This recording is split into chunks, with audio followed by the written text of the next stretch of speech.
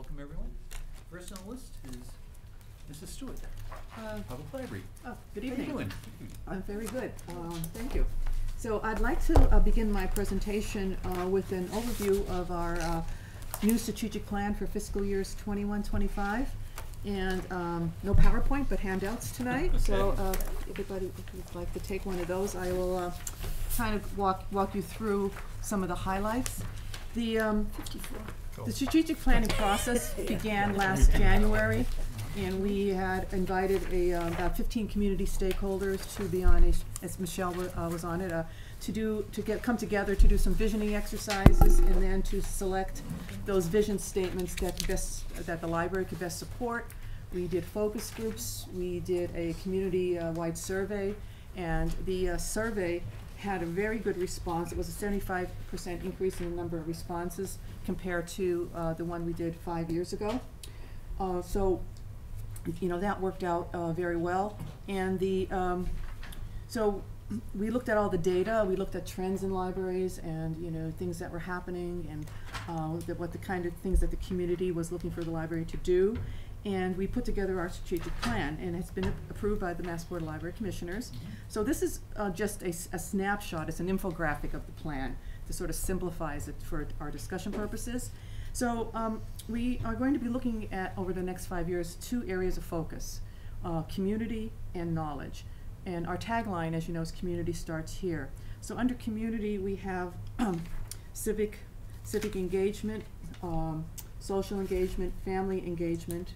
And under knowledge, which is a very traditional role of libraries, is, you know, lifelong learning, is cultural literacy, digital literacy, life skills, and reading.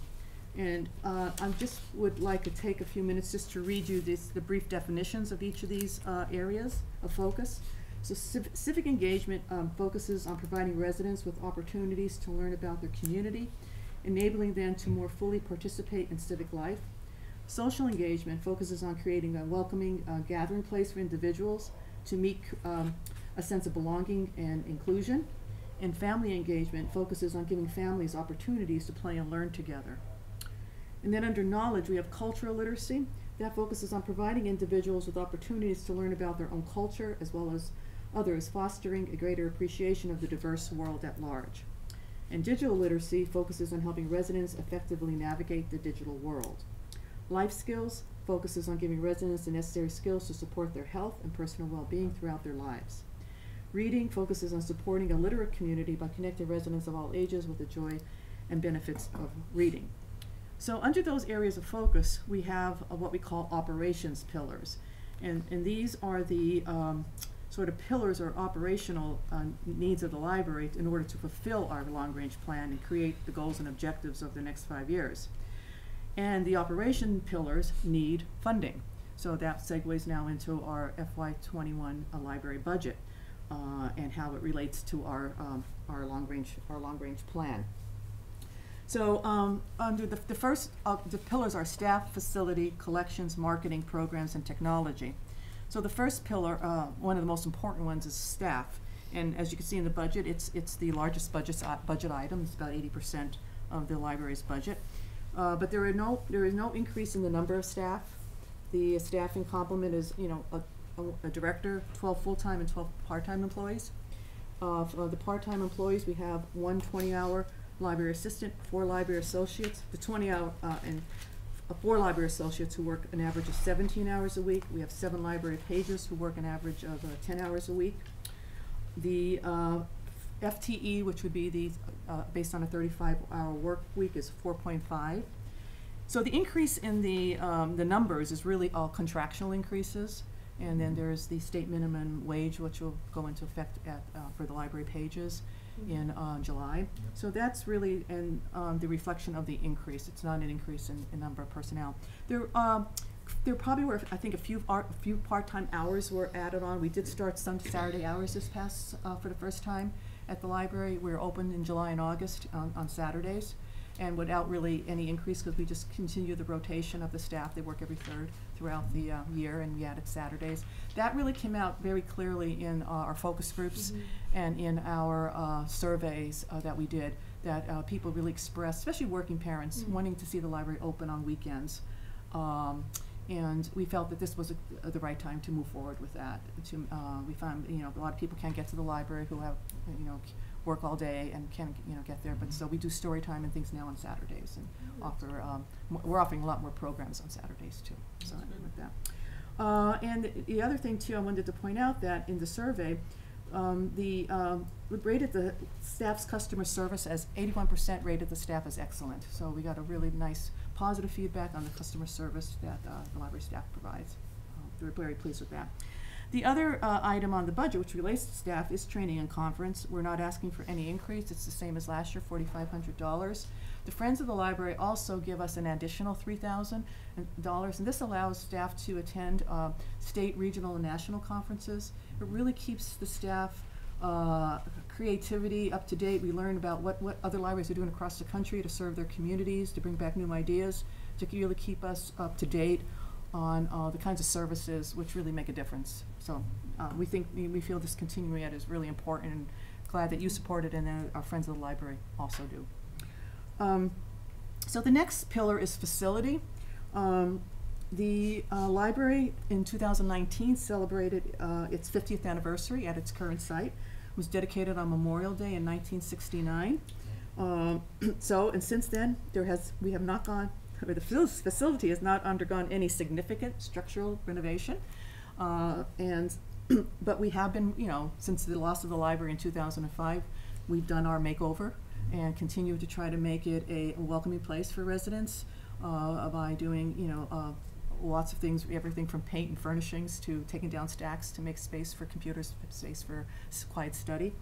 And as you know, the town's facility master plan has noted that the library is the last project on its planning cycle, which will push us out to 2034 and maybe beyond, depending on how things go forward. So we are continuing to look at ways to improve the space. I did wanted to share with you some of the things that we have done this past year and are doing currently. The Friends of the Library raised money at its 2017 and 2018 annual appeal to create an outdoor seating space behind the library. I think I mentioned it at the last meeting. It has come out very nice. We're very pleased. So I wanted to pass this around. So I don't have a PowerPoint tonight, but I do have pictures. It has 2 picnic tables, two park benches. The plantings are really nice, and the best news is people are using it. I see people out there. We have a Wi-Fi connection out there. I see people sitting out there having a snack, reading, and it's really nice to see it being used. So we're really pleased with that. And the other thing I wanted to point out is that the selectmen have agreed to put a warrant article on this year's town meeting to name the outdoor seating area the Peggy Kane Reading Garden. Oh, nice. Like I say, as you know, Peggy passed away this past May, and she was a member of the Friends of the Library since 1998. She served as president from 2009 to 2018. And she served on the Board of Library Trustees from 2001 to 2004. She volunteered at the bookstore. She volunteered at many library events. She was on the school committee from 2007 to 2016. And she also served as chairperson for many years. She was an advocate for education and reading. And we're just really very pleased to be able to honor Peggy in this way. Yeah, so really happy about that. The other project that we're working on is the Stroll renovation. Again, which I believe, I told you that we were going to be using, again, the Reading Garden, no municipal funds, and this is also being funded, our Stroll renovation, with the Barbara Johnson Trust Funds, which we received back in 2015. So, again, the trustees, we did a feasibility study trying to figure out what's the best use of that money to improve the library. So the front stairwell is been demolished, and more pictures, and I have a before and after. And the picture you see on the right is the second floor, and then it will be in the children's room. There'll be another little room that will have some soft seating and some a small meeting table that'll be used for parents and kids in the morning, and then hopefully in the afternoon will be another space for teens to use for some studying.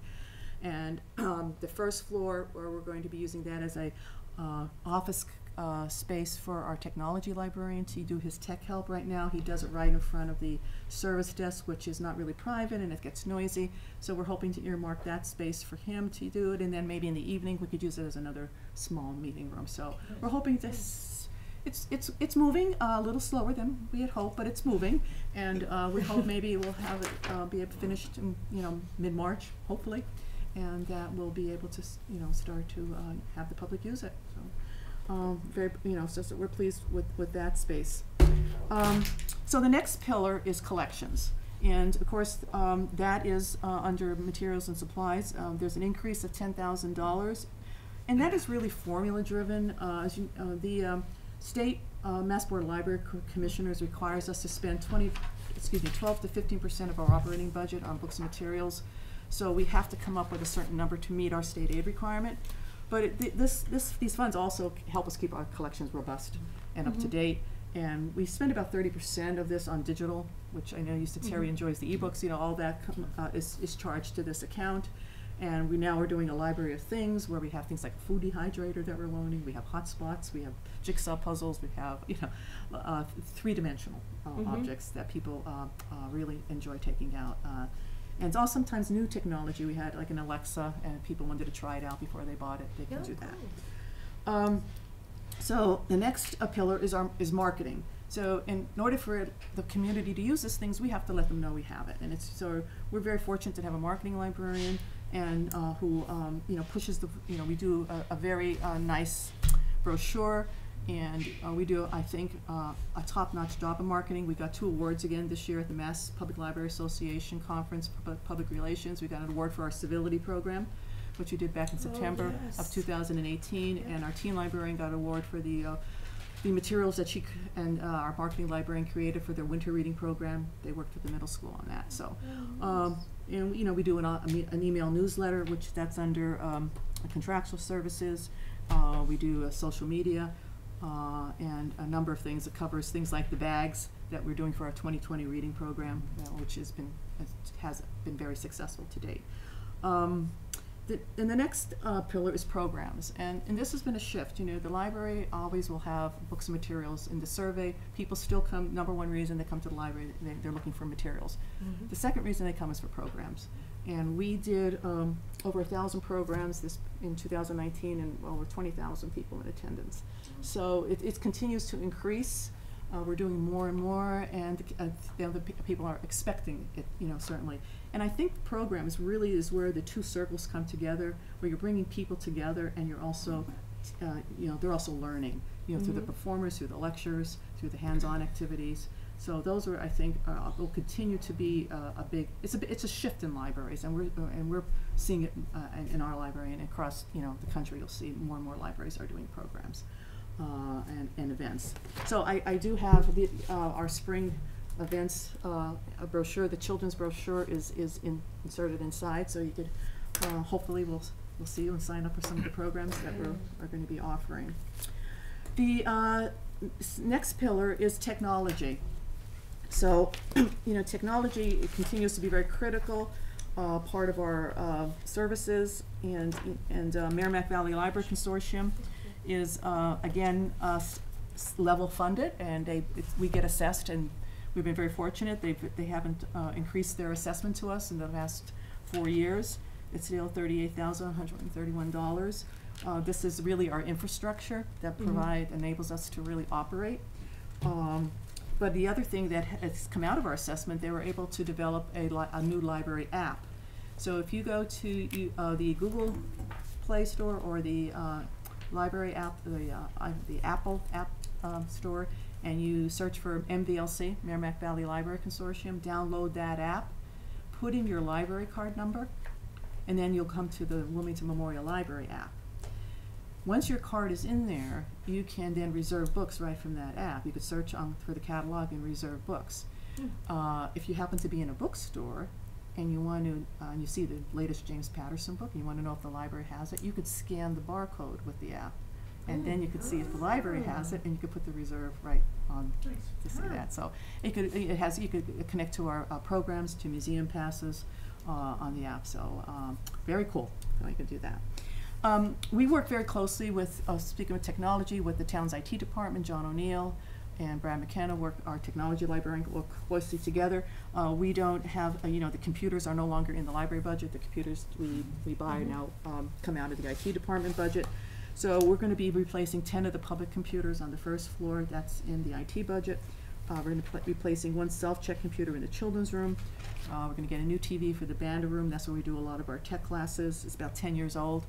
And our first floor public printer, which is very heavily used, is going to be replaced.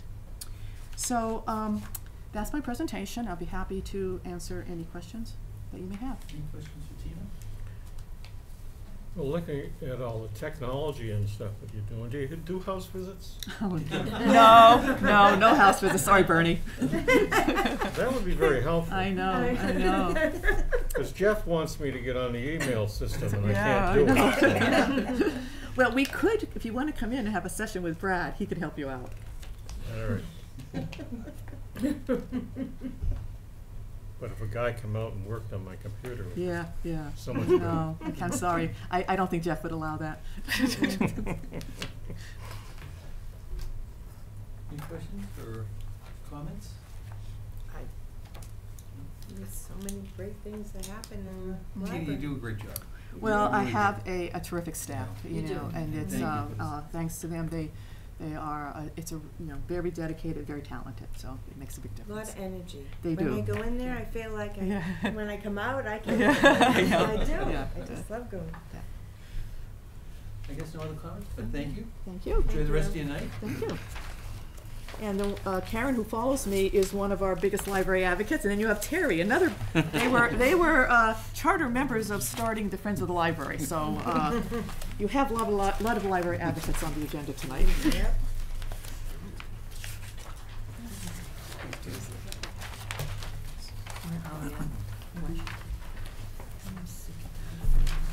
Oh, library.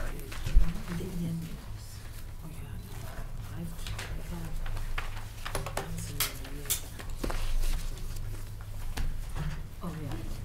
My favorite strangle. Yeah, I will do that.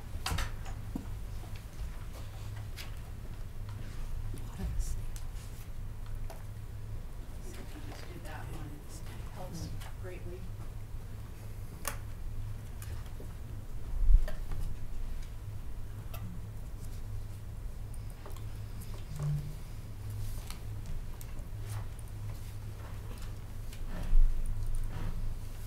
We're coming to life and everything.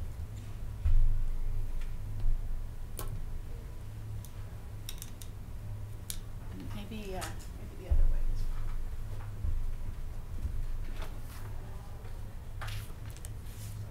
No, that's a lot of light. All right. Can everybody kind of see? Yeah. It's pretty short. All right. Hi, everybody. How you doing, Karen? Thank you. All right, Recreation Department is, our mission has stayed the same, but I think is still so relevant. So the goal of the department is to offer high quality, relevant, and affordable programs and services to the residents of Wilmington. We provide a variety of leisure services that are under constant review with a focus on evolving offerings to keep pace with local demand and changing trends. We offer classes for all ages, sports, and other programs to promote physical health, and day and overnight trips to provide lifelong education and entertainment. Our commitment is to excellence in our programming, presented with superior customer service. So this is our budget request for this year. Salaries, of course, and just for 2 of us in the office. There's 3 full-time in the office. 1 is paid for by recreation activities. And then we have training and conference.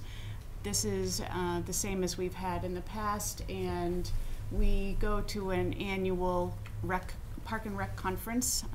Brett will be going with me this year, and it's unbelievable to be surrounded by people in the recreation community from all over the state.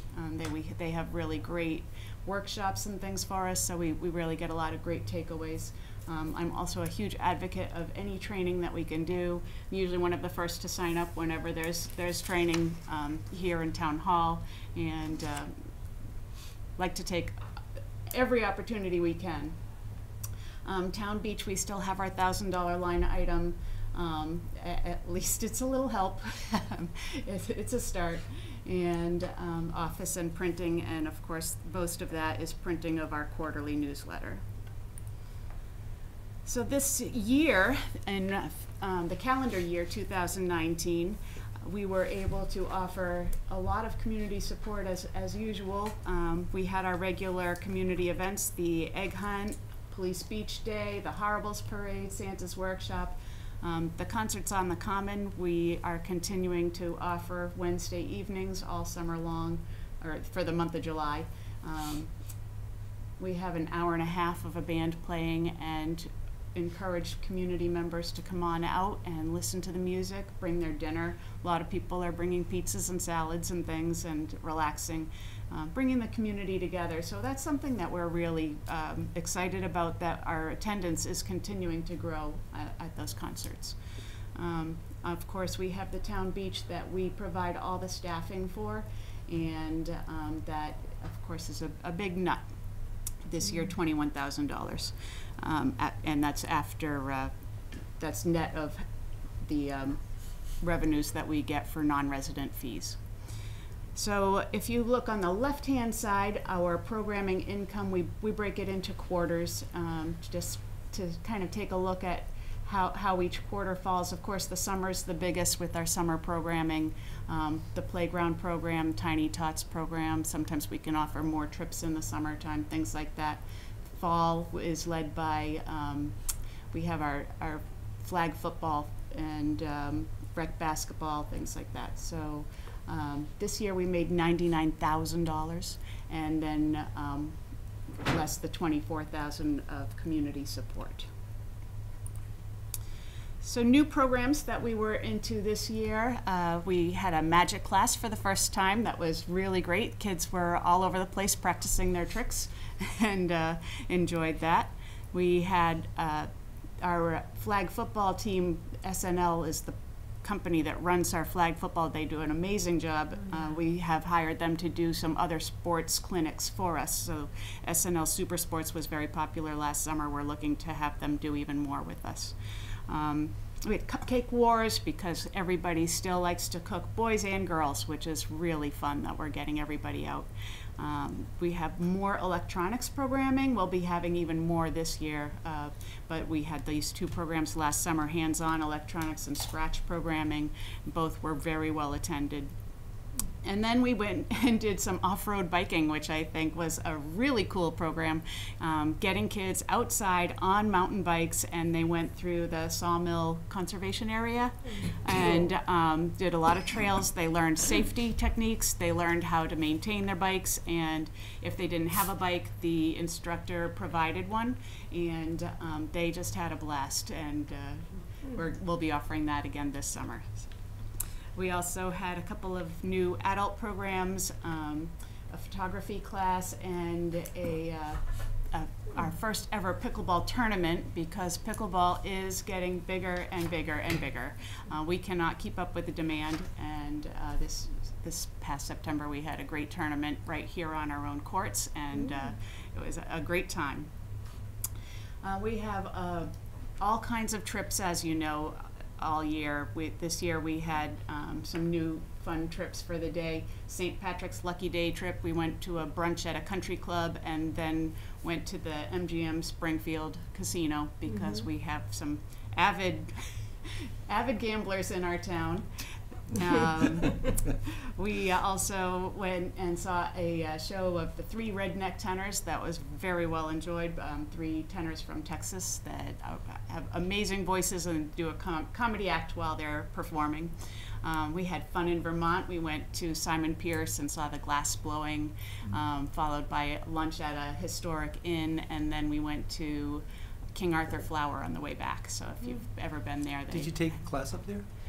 No, we had a little demonstration you Okay. could kind of watch, but it would be fun to do a whole class. We also headed to Southern California last spring. We went to Ocean City. In the summertime, we went to Niagara Falls and came back via Cooperstown and were able to see the exhibits for the Red Sox because they were world champions at that moment. Northeast Historical Tour, we went through New York City, Philadelphia, Gettysburg, Washington, D.C. What am I missing? Which, Williamsburg. Williamsburg. Williamsburg. Where it's hot as hell. It's around 100. Can't control the weather. And then we went to Costa Rica in November, and we had a full trip, 53 people that went to Costa Rica and had a great time in the jungle and the volcanoes and the beach. So my fun facts for this year, I'm able to add a little more history. So we are increasing our programming, and as a result, our capacity is a little bit lower. So some of the programs that we offer are sometimes not something that people run to. So I think that's why we are down to the 68% capacity in our programming. We tried some things like an adult running class that didn't go over. We tried a Shark Tank-like business class for kids that we thought sounded really cool and fun, and didn't go over. So that always affects those kind of numbers when we have 0 people. Our trips were running at about 85%, and I think that's exactly perfect where we want to be. You don't want to ever have everything be 100% and people get frustrated that they can't do anything that they see. So our registrations are kind of all over the place, up a little bit. We're always trying to offer more and more, and our numbers of households with accounts, I think I've said before that I'm really looking forward to throwing a party when we hit 5,000. We're at 4,827 at the end of December, so we're getting there. Given that there's approximately 7,000 households in Wilmington, I think that's a good number. Great. Yes. Yeah. We do make money in some different ways. So we have a lot of people that cancel on us, and we charge them $5 when they cancel. And so we were able to add almost $1,000 to our profits by people canceling on us. Might as well make it have something good be about that. And we charge $5 for non-residents to take a program or a class or do a day trip. $10 if they do an overnight trip. So even if it's Costa Rica for 10 days, it's $10. And we made $3,000 in the year just from those fees. People don't seem to mind. They do seem to understand that Wilmington residents' taxes support our department, and that they should, and they appreciate the fact that they can join us in so many of the things that we do. Most of our programs. So that I just wanted to show you us having fun, because it's fun to see people having fun. Many of you probably know Paula Samadas, who worked for years in the school system. She was actually my daughter's assistant in kindergarten, so I've known Paula a long time. But this is Paula in California doing the kind of things that we like to do when we're on the road. This is our kids' cooking class in the summer. We call it Summer Sizzle. The kids actually spend a afternoon going to the farmer's market, where they are given some cash and able to buy the groceries that they are interested in among the farmers, and then they bring it to class and they use those healthy foods to learn how to cook them and prepare meals. They also have other things that are provided, and they learn knife skills, and they cook themselves lunch every day, and then they take home that knowledge to the family. So that's a really popular class every summer. But it is amazing, more and more and more boys in these classes, which is great. Tennis has been growing, and this year we have kind of partnered with the Friends of Wilmington Tennis, and the high school coaches and Kathleen Reynolds, and they're doing a lot of our instruction. So instead of using vendors from other places, we brought it back home, and I think the results have been really strong. I think they're really happy to see the program growing, and we've been able to keep the prices really reasonable, and we've got a lot of people out there playing tennis. Yeah. We have tennis for ages 4 to adult. So. I'd like to introduce you to Brett Sawin. He's our program coordinator, and he started with us this past April. He's at altitude at a field trip with the playground program right there, and having a very good time. And he has been wonderful. He is very personable and professional. He came from working for the Patriots, and that's why they didn't do so well now. But he is in charge of all of our programming. My view is that we need to be on site for our programs, our trips, and everything we can possibly be. And that's how we can understand what's going on, what people like, what's working, and what's not. And so Brett is the point person for the programs, and I do the same thing for our trips. So he has he probably went to the playground program every single day over the summer when it's in operation for the whole 6 weeks. He knows the staff, he knows the CITs, he works really well with the supervisors, and I would say he knew the names of half the children by the end of the summer, which for 245 kids, that's pretty good. So he's looking forward to this summer, and yeah, so he's been really great to work with. This is our Niagara Falls trip. We went behind the falls, as you have to do, and then we went on the Hornblower, which is the fancier Maid of the Mist ride. My handsome husband on the right. This is the gang that's in Central Park in New York City. If you look carefully, you'll find Bernie and Betsy, and this was a small group, which is really a bonus to be able to travel with a small group. Not so sure why it didn't go over as well with everybody, but those of us who went, I think, had a good time. This is what I call my Gilligan's Island trip. We actually went to that lake in Webster, Mass, and that has the name, that's the longest name of in the country. Lake Chungawunga, whatever.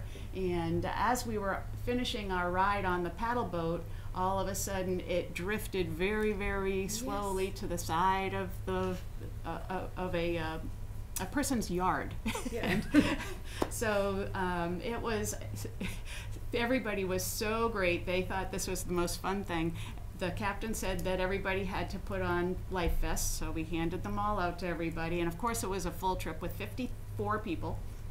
And gave everybody their life vests, and then we were evacuated into a yard, and with all the neighbors coming to watch. And of course, this yard that we were in was in the bottom of a neighborhood that had very steep driveways and hills, and so the motor coach couldn't come get us there. We had to walk up this hill, and then the local Webster police used all of their SUVs to cart us back and forth to shuttle us to the bus.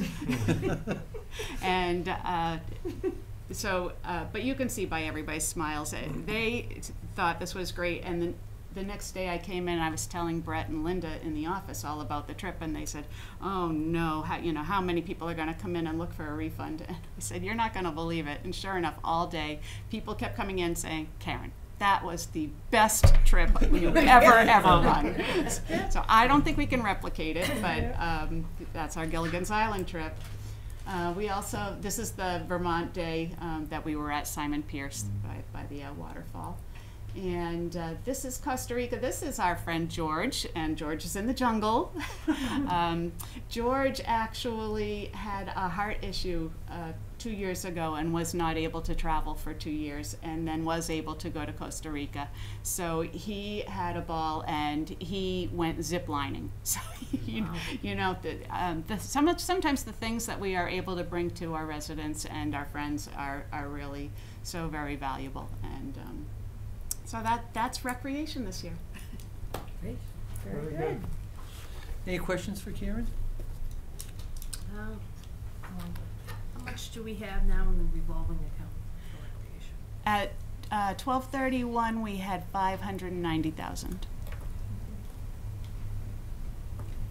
Pickleball. Yes. How does it work?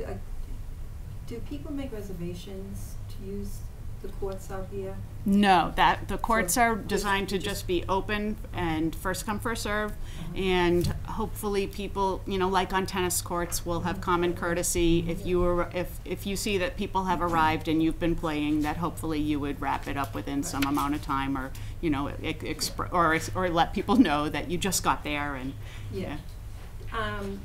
So obviously we allow people from other towns to come in. Yes. Has that been hampering the ability of Wilmington residents? Maybe a few times, but not so much that it's been a big problem that we think that we want to take a drastic step and try to figure out some kind of rules and some kind of way to, you know, because it would still have to be policed by themselves. There's not a way to have a person out there to screen people and to check IDs. So we're keeping an eye on it. It'll be interesting this year. Word has gotten out, certainly, that they, and many people have told us they're the best pickleball courts in the state. So No. it is a problem that could come up. We're hoping that it resolves itself and that people can be kind to each other. How much access do the residents have to the ones in the school? In the school, Yeah. well, we are running a lot of programs at the Woburn Street where we put down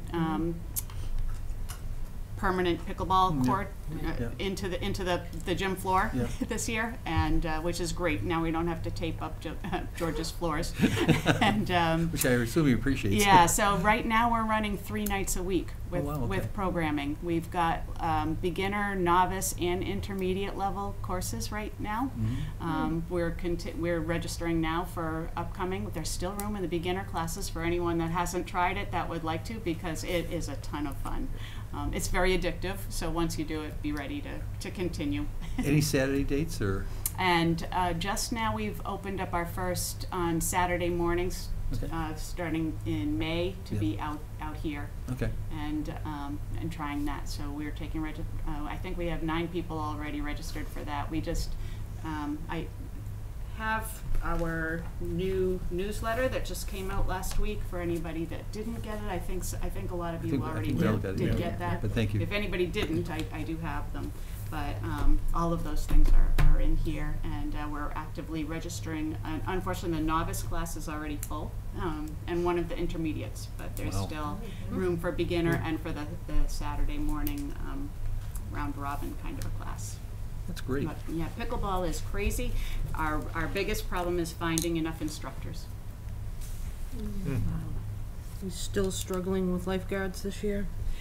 Well, letters went out today, or will go out tomorrow. They'll go out tomorrow. They went out of my office to Jeff's. And we're inviting back 17. So if a good chunk of those come back, then we won't have the problem. Last year we really did an all-out blitz to get as many as we could.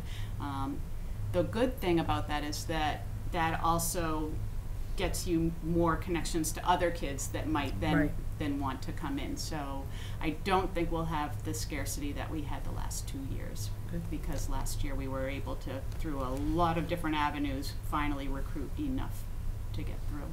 So 17 is good, and then 3 gate attendants we're inviting back. So That's great. hopefully we have a robust staff over there. Very good. Any other questions for Karen? Great job. Good job. Thank you. Yeah. Thank you. Enjoy the rest of your night. Thank you very much. You too. Thank you all for your time in doing this. I know it's a project about now. We get next week off. Okay, good. Hopefully we'll get some cold weather and freeze up the ice rink out there. That would be really nice. Unfortunately, it's been open maybe 4 days. I know. It's Yeah. been a tough winter. It has, and second year in a row that it's been I a know. really tough winter. So, thank you all. Thank you. Thank you. Page 58 is Historical Commission.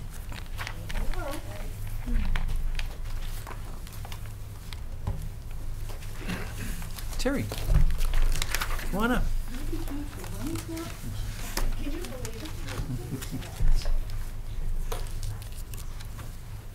Do it again someday.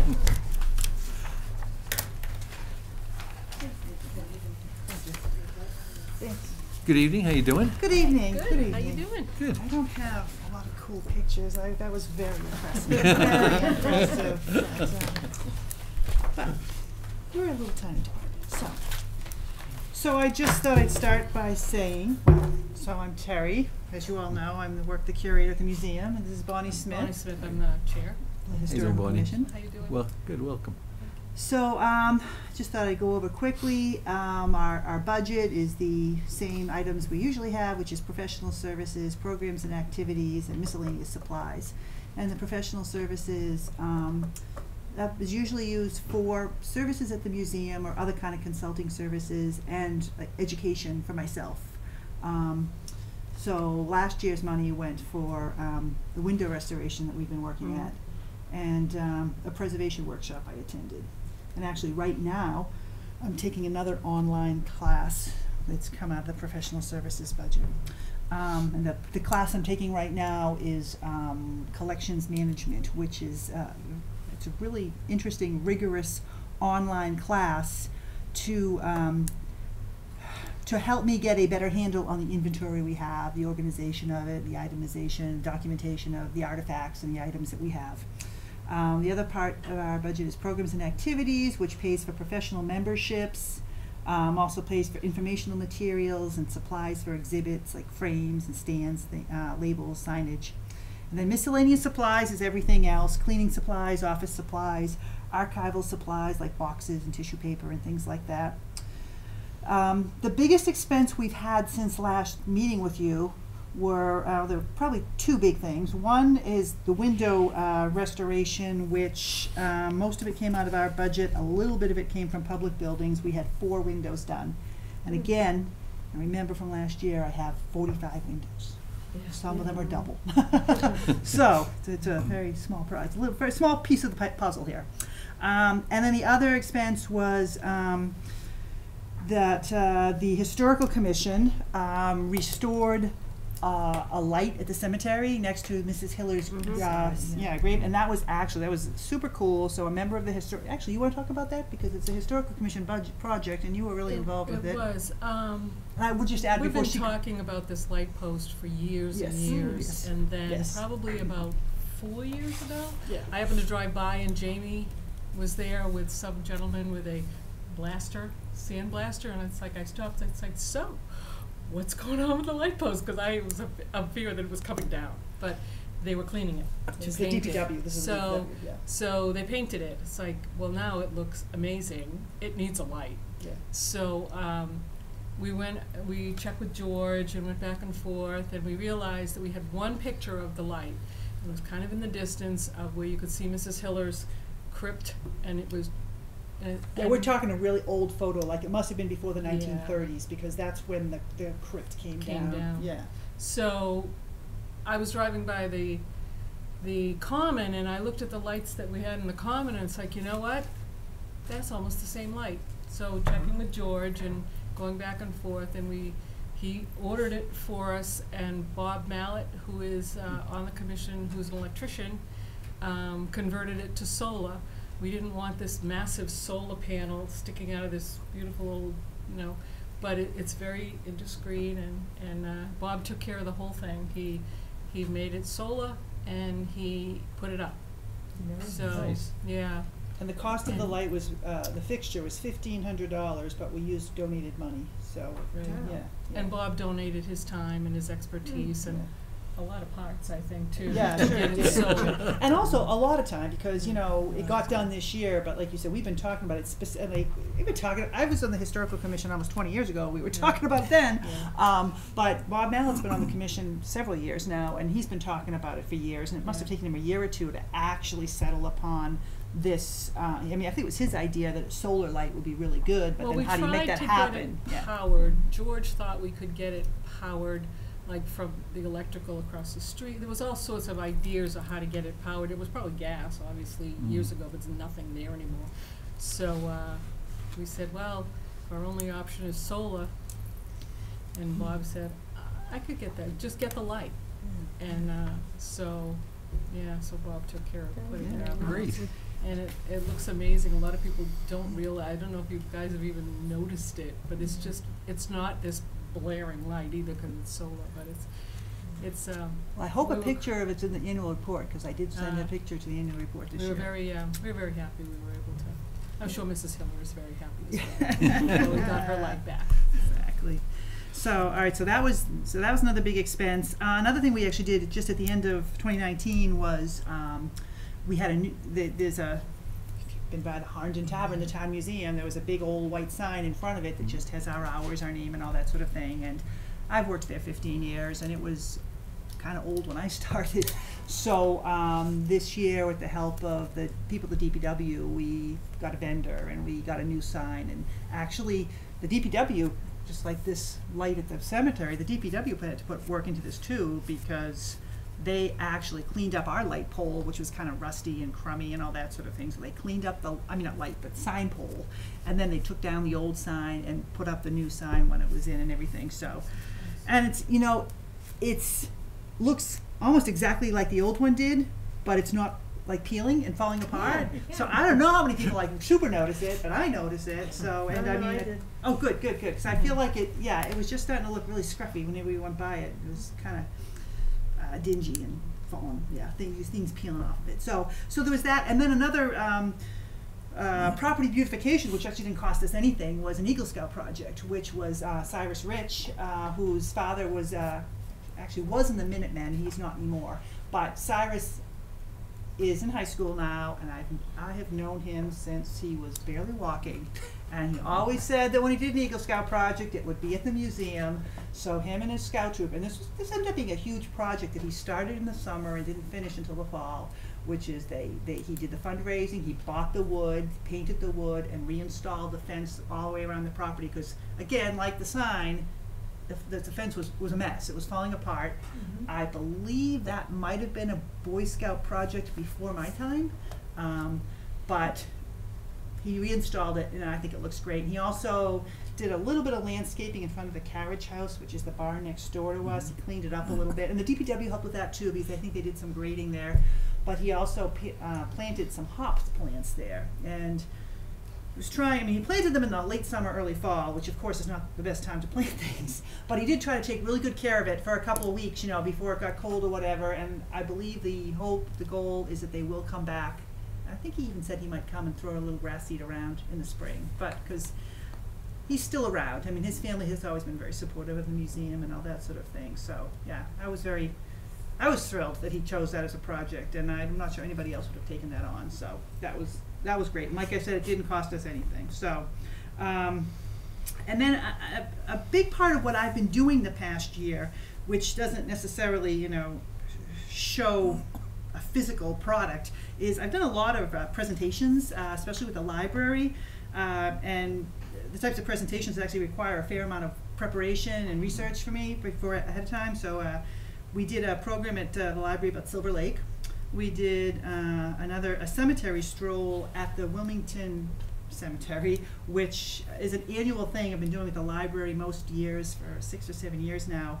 And sometimes they suggest a topic. I mean, it's always the idea if it's in the fall, and the idea is we meet behind the library on a Saturday morning and we just walk through the cemetery. And the first few years we just like looked at old gravestones, and then I try to change it every year so it's not the same thing. And so this past year, the focus was on Civil War veterans. That was just kind of my idea, which meant I had to figure out where the Civil War veterans were, had to look at a lot of old reports and things like that.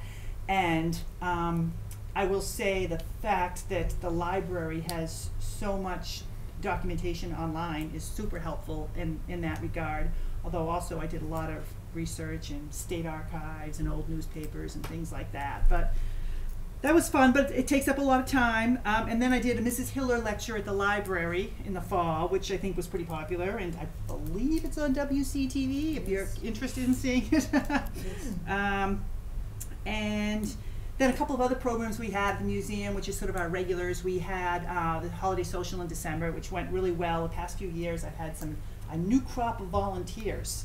So when I first started, the holiday social was pretty much an event that was put on by the Friends of Harnden Tavern, which was an old-time group, been around forever.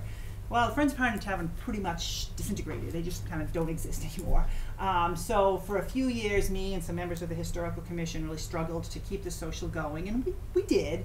But with the town manager's newsletter, a few times we put out requests for volunteers, and didn't get a lot of takers at first, but last year got a couple of people who signed up, said they were interested, and several of them came back this year, plus a few others. So again, my department is small, our programs are relatively small. If I get 4 enthusiastic people showing up, I am really happy. So I think it was a great program.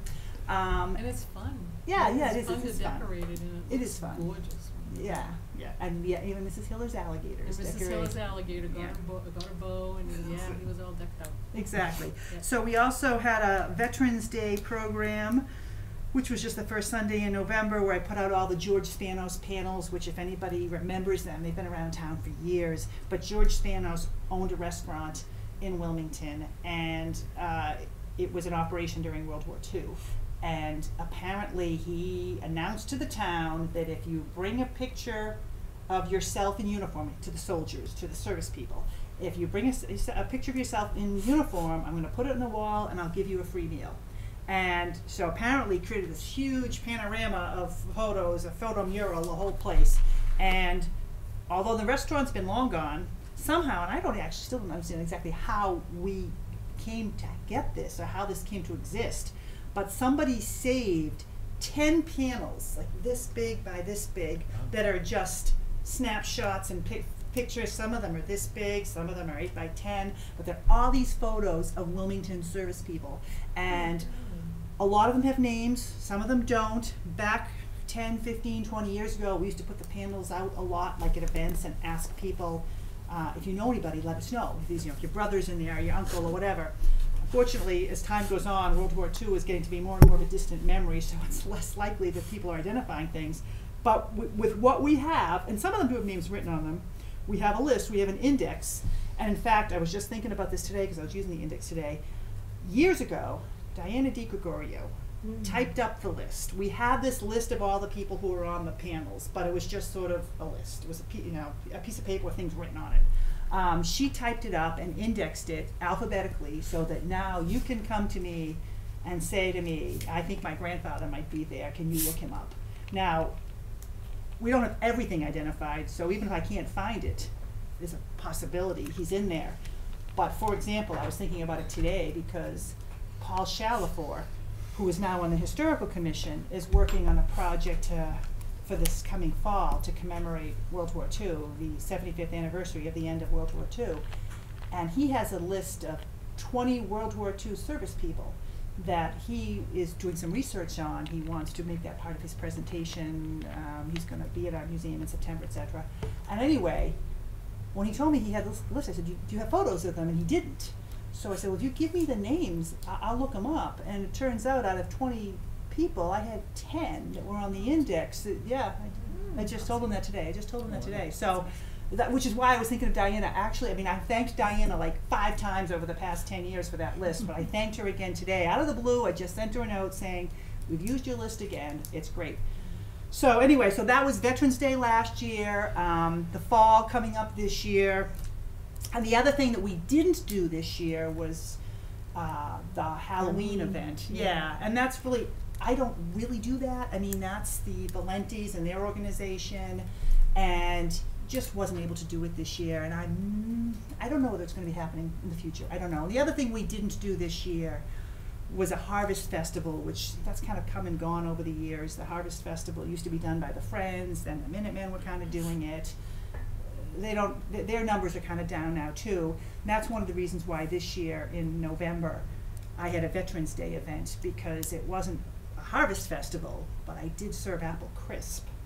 I invited people to come and see World War II artifacts, and I served apple crisp, and it was going to be Baldwin apples, but I can't remember if it was. Baldwin apples are not easy to find, even though it is the apple of Wilmington. They are not easy to find.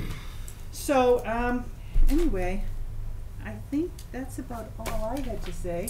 Well, I'd just like to add one of the projects that we're working on. We have a couple of it, we're still in infancy, but to put up some historic district signs. We have 5 historic districts. So we're sort of like, we're going back and forth about what style we want to see, and so we're going to, every time one of us goes through a town and goes, oh, there's a historic district sign, we take a little picture of it, whatever. So working with Jamie. You talked to Jamie about that too. And Jamie, is willing to put up whatever we come up with, but some of the areas where, like the beginning of the district, it's there's not a really great place to put this sign. Yeah, it's challenging sometimes. It's a little, you know, so we're still, we're kind of working Yeah. on that. Yeah. But I also want to give a little shout out to Steve Berghaus. Oh, gosh, He yes. has been He's great. amazing down at the tavern and setting up displays in the carriage house and just, That's his baby. it is, Carriage house is his baby. and the truck. And he loves the truck. And the truck that's Yeah. inside is like, But he's also working he's now. got this bromance with this truck. truck. He's also working now with Paul Chalafour in this World War II program. They're both very excited about, like I said, commemorating the 75th anniversary of the end of the war. Right. We're definitely going to have an open house in September where we hope to feature some of that stuff. Paul may be developing something else too, so we'll see how that goes. But yes, Steve Berghaus is amazing. Yes, I talked to him a lot. He's very, very, very supportive. He'll maybe knocking on your door someday if he thinks you have something that can contribute to the story he's trying to tell.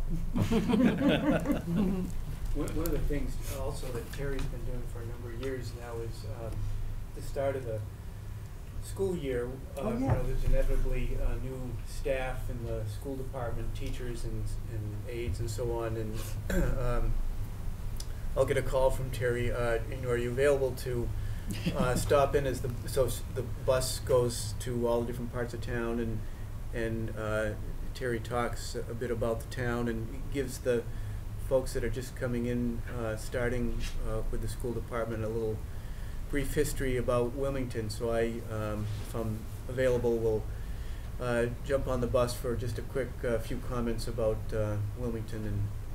Yeah, we have a trivia contest. Well, in some years we've had a trivia contest at the end. I've actually come up with a list of, I don't know, 19, 20 questions. But the trivia contest is at the end of the tour, so I have to make sure that while we're on the ride, I actually give out facts so that these people, poor people can answer the questions.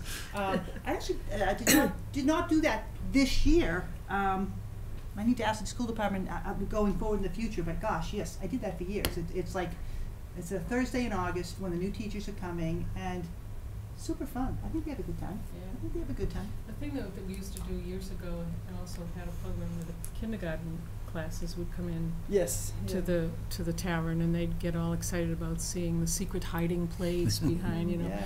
But for some reason, and I'm really not sure why, they don't do that anymore, and that's really sad that the kids don't come in and Changed and up the see curriculum, that. I guess. Yeah. So Yeah. is that what it is? Yeah, yeah, I So think so.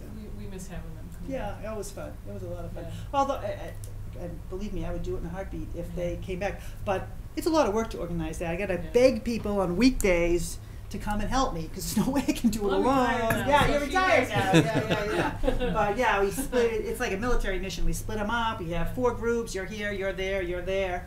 But it was great. Yeah, It was great. That's all they do is come home and talk about the secret Yeah. hiding place. And then I used to see, when they did that, they'd come in the spring, and then I would sometimes see families coming back in the summer because the kids would tell their parents about it, and they'd want to come back to see what they had, show their parents what they had done. Right. So, Nice. Terry, I found your story about George's pictures interesting. I think I'm the only person in this room that ever was in George's restaurant. oh, you remember? Oh, wow. And all the pictures are along Yeah. all over the walls. Yeah, have you ever seen the panels? That, like, I didn't see them as a panel. They were just all just on when the they're on the walls. wall. Yeah, Never yeah, knew yeah. where they went to. Yeah. Well, you know, But half I've the place closed. they've been at the museum, you know, as long as I've been there. And somebody, I mean, they're like framed and they're under glass, although that might be in the future something I'm going to be looking for some sort of grant money or something, because they really need, I think, some attention from a preservationist. Some of them are starting to fall off. They're under glass, but they're even underneath the glass, they're falling, they're moving around, and I don't dare take them apart because then the whole thing will just disintegrate. But somebody somehow cut those pieces off the wall and framed them. It's kind of primitive, but it does the trick. Yeah, and somebody told me there was a fire there in his building at one point, and that maybe that's what I have is left over from the fire or something like that. I'm not sure. Yeah. There might have been. Yeah, yeah. So yeah, George, I've read a lot about George Spanos. So he was in town. His restaurant was until the 60s, I think, maybe 60s or 70s. Well, it was there till the mid-50s anyhow. Yeah. He sounds like quite the character. And I guess he took people on the train to see, when skating was a big deal in Wilmington, he would, I'm told, charter a train from Wilmington to Boston so that people could go into Boston and see the Wilmington kids skating at, I guess, the Boston silver Garden. skates. Yeah, Yeah. yeah, yeah. Yeah, he's I beloved. do have a question for you, Bernie. We have the safe. We have the safe from the police department that was in the old police building. It's in the carriage house. Oh, yeah? It's locked.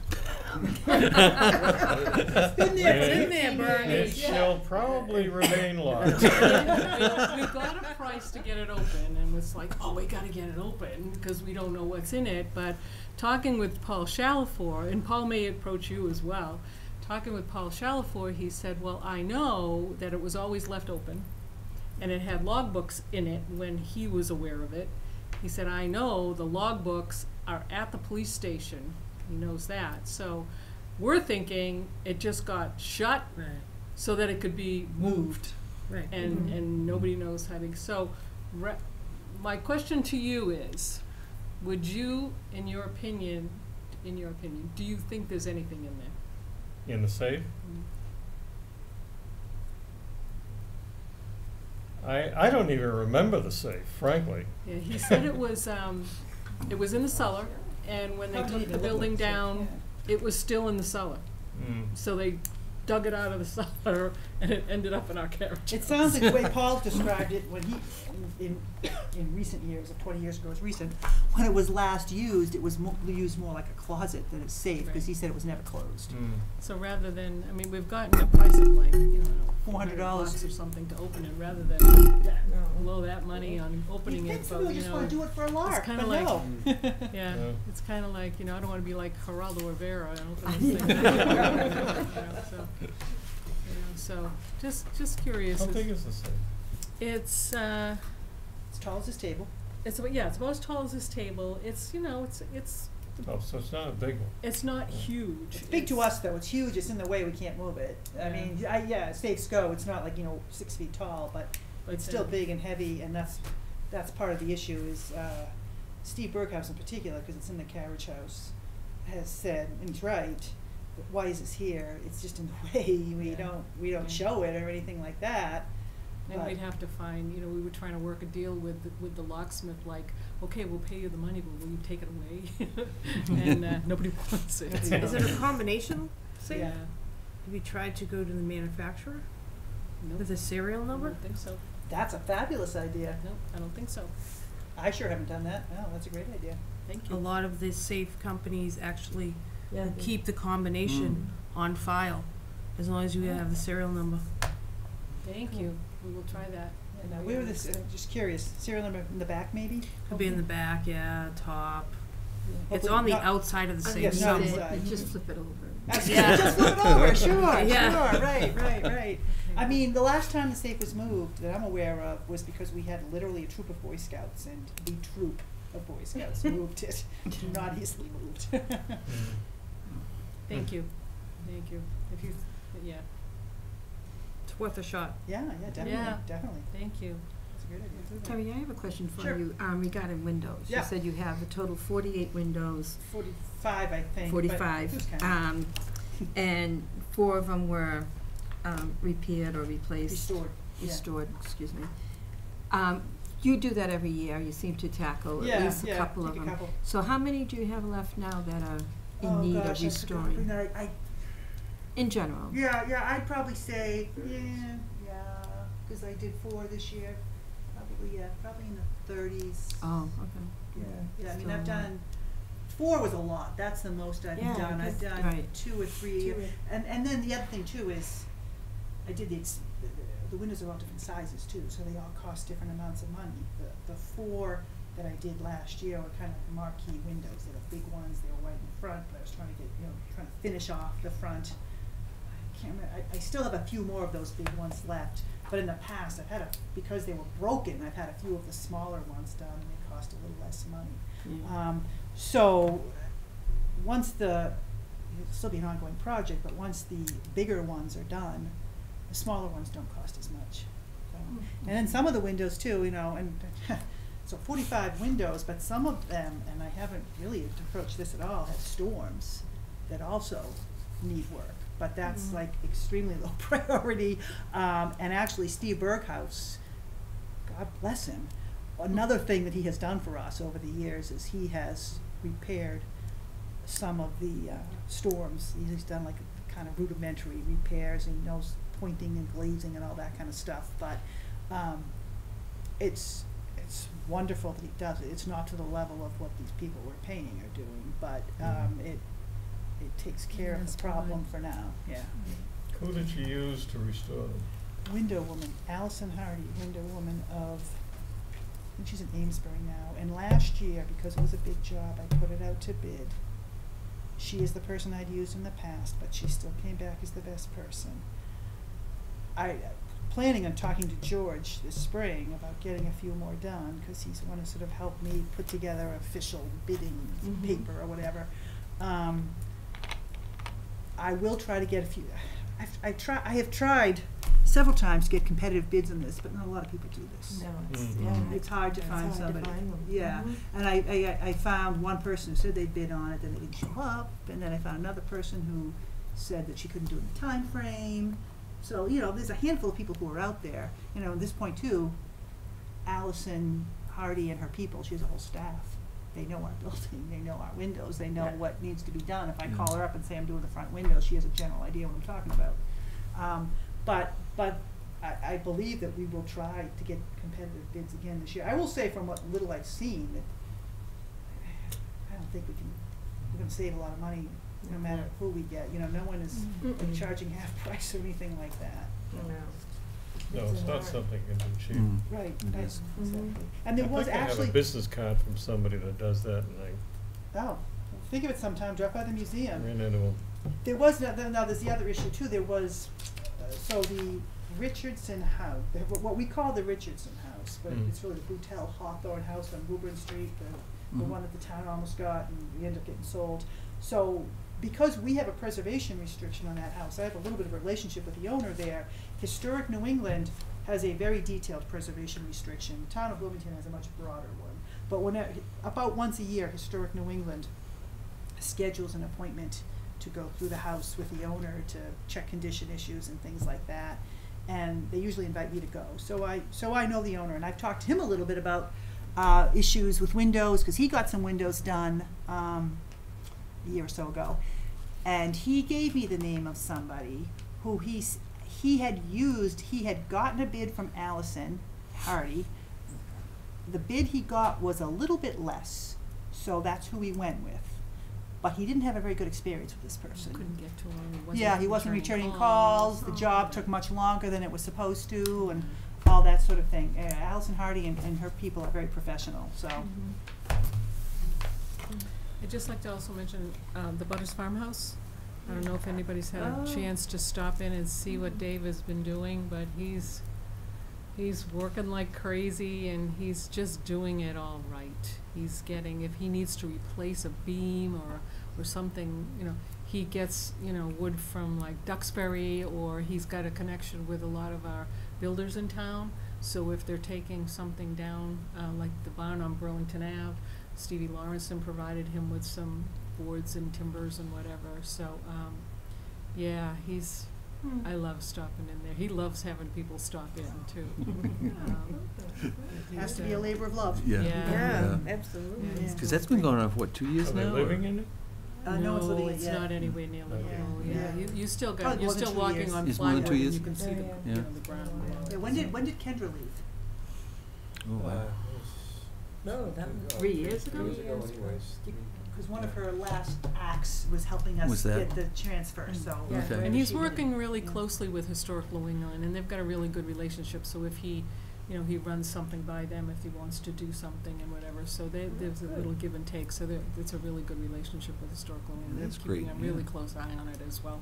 Yeah, they've been great. Yeah. Nice. Any other questions for the ladies? Well, I think I say this every year. I'm amazed at how much you accomplish with this budget. Oh, I thank you. do. I am. Well, we try, and a lot of the historical commission and a lot of good volunteers, Boy Scouts, things like that. Yeah. Helps a lot. That's great. That's great. Thank you. Thank you very much. Enjoy the rest of your night. Thank you. You know, I have to tell you that I never realized this, but a lot of professional photographers Oh, use hard tap. That's when my son's senior pictures were Well, it's done, and my nephew had his wedding, his Oh, it's- engagement pictures. Oh, isn't in that there. cool? You know, it's funny you say that because I was like, When- I wonder if she could make some money on it. yeah, yeah. It's funny you say that because when my daughter, my older daughter, who is like almost 25 now, when she graduated from high school, the photographer suggested we take pictures of, and I worked there and I had never thought of that, but yeah, she Oh, took yeah. pictures all by the stone wall and Yeah. by the barn, Yeah. and they're beautiful. I think they're beautiful No, pictures. they are. so. They came out awesome. Yeah, yeah. There's so many. I guess if you're a really artistic type, there's so many good focal points there. So, Yeah. well, I do try to tell people too. You know, this is town property, and you know we've got a beautiful yard in the back. Yeah, and, that green yeah. is a it's and a the big field. in the field back. out there. Yeah, it's yeah, beautiful. yeah. Rent it out for weddings. Yeah, right. There you go. Then we'd be responsible, Oh, though, right. man. Insurance liability. Thank you. Thanks. Michelle, yes, I printed these out for you. I didn't have your email address. Jeff, oh, I'm sorry. Thank you. Want to bring that up now, or do you want to wait? Do you want to bring it up now? Block grant?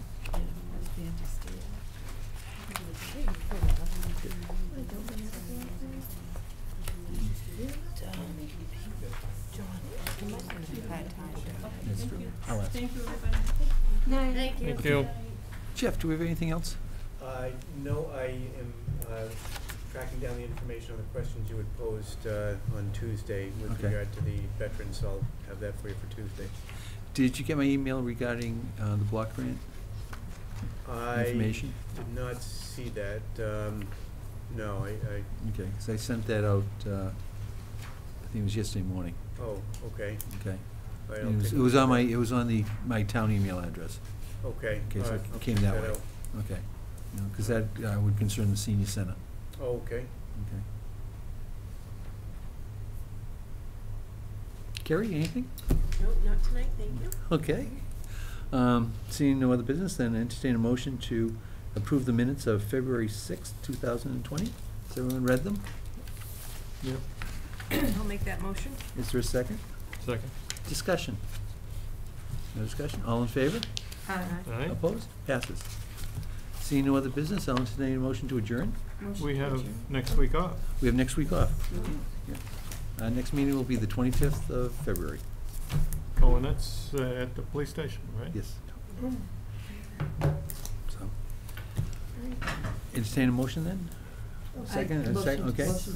All in favor? Aye. Opposed? Aye. We're out of here. Have a good night, everyone.